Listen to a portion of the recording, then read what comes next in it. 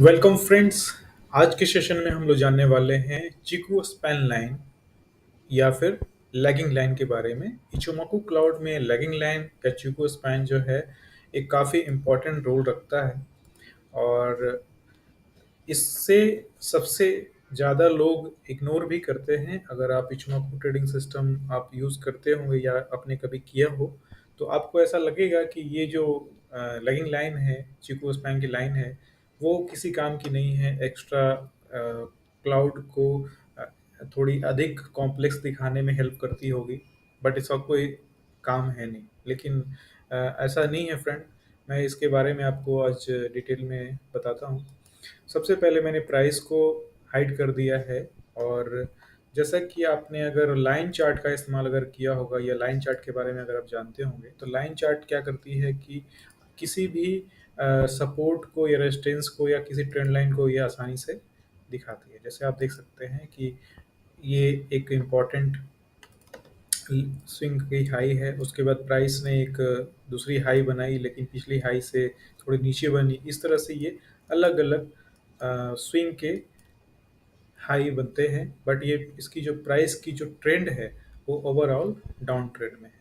इसकी ब्रेकआउट देखिए इस जगह पे हुई है। उसके बाद प्राइस जो है वापस से ऊपर की तरफ जा रही है। ठीक है, फिर इसकी ब्रेकआउट इस जगह पे हुई। उससे पहले इसने सपोर्ट लिया, फिर ये दूसरा पहला सपोर्ट एक लिया, एक एक ब्रेकआउट के बाद एक सपोर्ट, फिर दूसरा सपोर्ट। इस तरह से प्राइस जो है लाइन चार्ट के रूप में आप काफ़ी अच्छे से सपोर्ट रेजिस्टेंस ड्रॉ करते होंगे। ये इस तरह से वर्क करता है। अभी ट्रेंड लाइन की बात हो गई, अब मैं सिर्फ सपोर्ट और रेजिस्टेंस की बात करता हूँ। जैसे आप इस एरिया में देखेंगे कि प्राइस जो है इस लेवल पे आई है और नीचे की तरफ आ गई, फिर प्राइस इस जगह पे आई, फिर नीचे की तरफ आ गई, और उसके बाद ये एक रेजिस्टेंस के जैसा दो समय इसने वर्क किया। और उसके बाद प्राइस जो है इसकी ब्रेकआउट होती है इस जगह पे, और ब्रेकआउट होने के बाद ये प्राइस जो है इसी लेवल पे वापस आती है और इसने सपोर्ट लिया। लेकिन ऊपर से जो ट्रेंड लाइन आ रही थी उस ट्रेंड लाइन के रेजिस्टेंस से ये ऊपर नहीं गई और उसके बाद इसने वापस से नीचे की तरफ ब्रेक डाउन दिया। तो अभी समझने वाली बात यह है कि अगर इस जगह पे हमने अगर शॉर्ट की एंट्री ली होती तो हमें ये लेवल टारगेट वन के रूप में हम लोग सेट कर सकते थे। ठीक है, मैं ये कहना चाह रहा हूँ कि चीकू स्पैन जो है आपके ट्रेंड लाइन के साथ साथ आपके रेजिस्टेंस और सपोर्ट को भी दिखाता है। अगर आप इसे अ, सही से मार्क कर लें तो आपकी ये ट्रेडिंग में काफ़ी हेल्पफुल साबित होती है। अभी मैं प्राइस को लगाता हूँ वापस से। प्राइस को लगाने के बाद आप इस जगह पे देख पाएंगे कि जिन जिन जगह पे मैंने मार्क किया था उन जगहों पे ये प्राइस ने काफ़ी अच्छे से सपोर्ट लिया है। जैसे सबसे पहले एक रेजिस्टेंस ड्रॉ कर लेते हैं। ये दो लाइन एक साथ है, मैं रेजिस्टेंस के रूप में ड्रॉ कर लेता हूँ। फिर एक अब नीचे की जो बॉटम बनी है इसे मैंने ड्रॉ कर लिया। अब ये जो प्राइस है इन सब सारे जगहों पे देखिए कितने अच्छे से रेजिस्टेंस और सपोर्ट लेकर ट्रेड कर रही है। उसके बाद एक नई लो बनी, मैंने इसे एज अ सपोर्ट ड्रॉ कर लिया, और ये सपोर्ट ये वाली है। ठीक है, रेजिस्टेंस है। यानी कि आप ये कह सकते हैं कि ये आपके प्राइस के सपोर्ट और रेजिस्टेंस को काफ़ी अच्छे से दिखाता है चार्ट के ऊपर। और जब जो कैंडल स्टिक चार्ट की सबसे बड़ी प्रॉब्लम ये है कि ये काफ़ी नॉइजी हो जाता है और कभी कभी इम्पोर्टेंट सपोर्ट रेजिस्टेंस हमसे मिस हो जाते हैं। ठीक है, तो इन चीज़ को ये चिको स्पैन लाइन जो है काफ़ी अच्छे से डिस्प्ले करता है।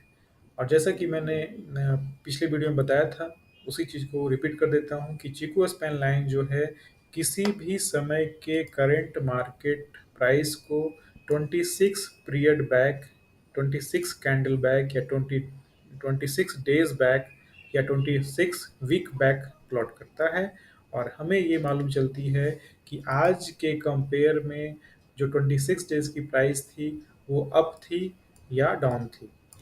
ठीक है, अगर प्राइस आज की प्राइस चिकू स्पैन प्राइस के साथ अप रहती है तो हम लोग प्राइस को अप ट्रेंड में मानते हैं। मैं इसका एग्जांपल दे देता हूँ, जैसे कि आप इस जगह पे देखेंगे कि प्राइस जो है हमारी 26 डेज बैक इधर में प्लॉट हो रही है, और प्राइस जो है ऊपर से नीचे की तरफ आ रही है, बट हमारी चीको स्पैन लाइन जो है नीचे से ऊपर की तरफ जा रही है। तो ये हमारा एक बाई का कंफर्मेशन साबित हो सकता है। और इसी लेवल पे देखिए प्राइस वापस से इसने सपोर्ट लिया है, और ये जो लेवल है वो ये वाली लेवल है। ठीक है, यानी कि जब भी प्राइस को चीको स्पैन नीचे से ऊपर या ऊपर से नीचे ये देखिए इस जगह पे काटती है, तो हमें बाई और सेल के सिग्नल मिलते हैं। यानी नीचे से ऊपर काटती है तो बाई के सिग्नल मिलते हैं, ऊपर से नीचे काटती है तो सेल के सिग्नल मिलते हैं। इसके साथ साथ और भी जो इसके कंपोनेंट हैं इचमोकू ट्रेडिंग सिस्टम के, उसके भी पोजीशन को, उसके सेटअप को भी हम लोग को चेक करना जरूरी होता है। तो उम्मीद करता हूँ कि आपने चीको स्पैन लाइन के रोल को समझा होगा। यानी चीको स्पैन लाइन जो है आपको ट्रेंड लाइन ड्रॉ करने में हेल्प करता है, और एक इम्पॉर्टेंट सपोर्ट या रेजिस्टेंस लाइन अगर आपको ड्रॉ करनी है तो भी ये आपको हेल्प करता है। ये बताता है कि प्राइस जो है थोड़ी देर के लिए ये रेंज बाउंड में आ चुका है, और अब इसकी एक रेंज ब्रेक होने के बाद किस तरह से ये ब्रेक हो रही है और ट्रेड लेने की सेटअप बन सकती है। तो thank you for watching friend.